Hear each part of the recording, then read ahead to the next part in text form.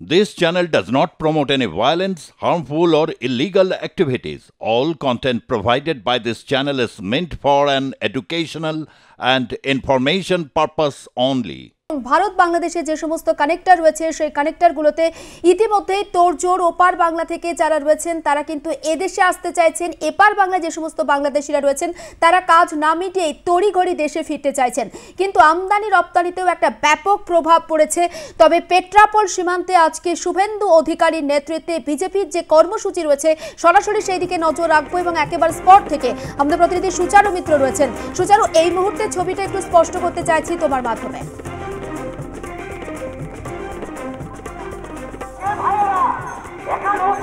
যেটা প্রথমে পরিষ্কার করে দিই, এটা অরাজনৈতিক ব্যানারে পেট্রাপোল চলো বা সীমান্ত চলো কর্মসূচি।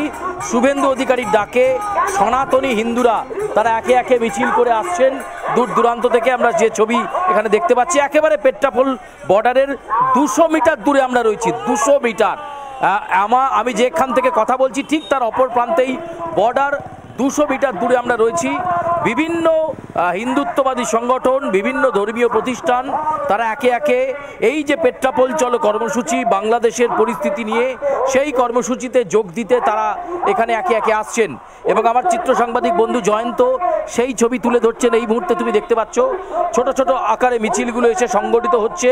কেউ জয় শ্রীরামের পতাকা হাতে, কেউ বাবার একেবারে এখানে যেহেতু মতুয়া সম্প্রদায়ের মানুষজন রয়েছেন সেই মতুয়া সম্প্রদায়ের পতাকা হাতে, আবার কেউ কেউ জাতীয় পতাকা হাতে আসছেন এবং তাদের একটাই বক্তব্য, বাংলাদেশে সংখ্যালঘুদের ওপর যে আক্রমণ হচ্ছে সেই আক্রমণ তারা মেনে নিচ্ছেন না।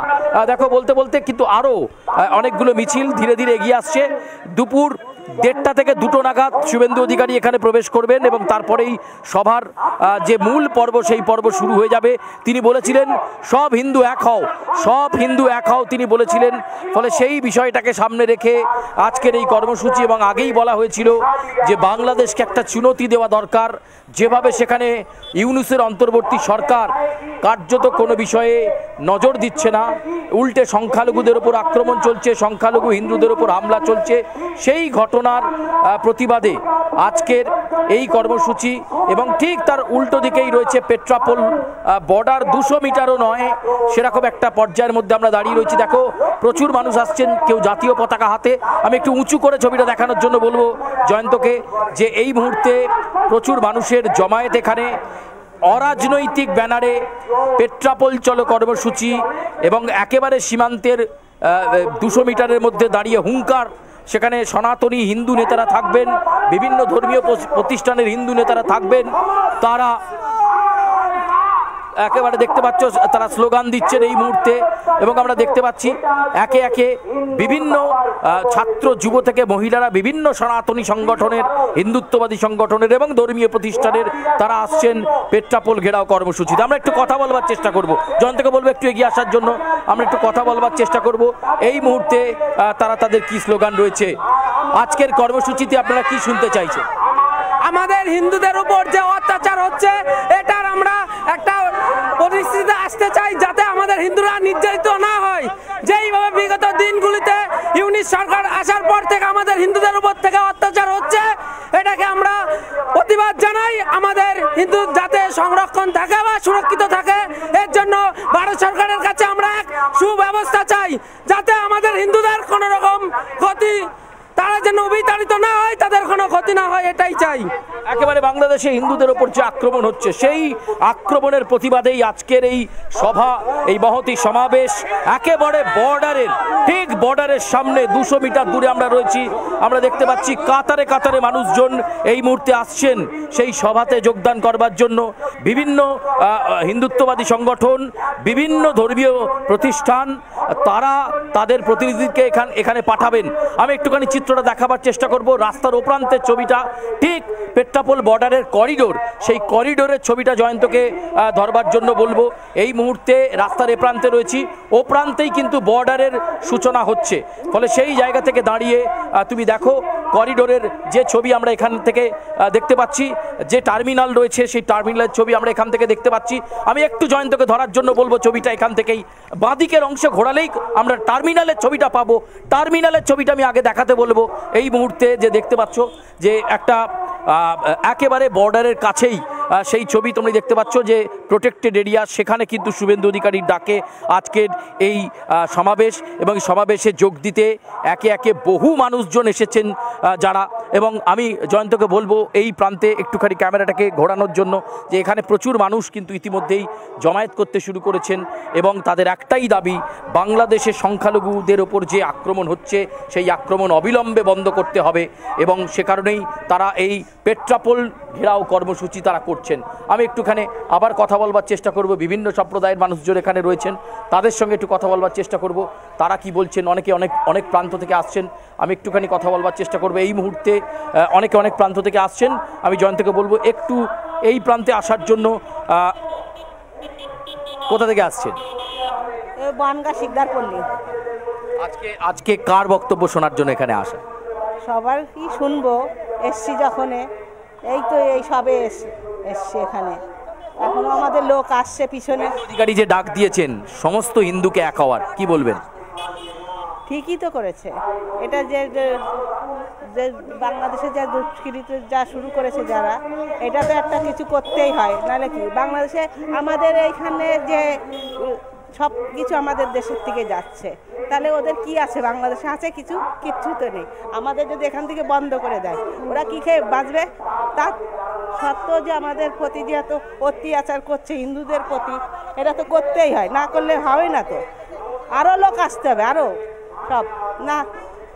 একেবারে বর্ডার থেকে সরাসরি সম্প্রচার দেখছো। আমি আরও অনেকের সঙ্গে কথা বলবার চেষ্টা করবো। আমি জয়ন্তকে বলবো একটু প্রান্তে আসার জন্য।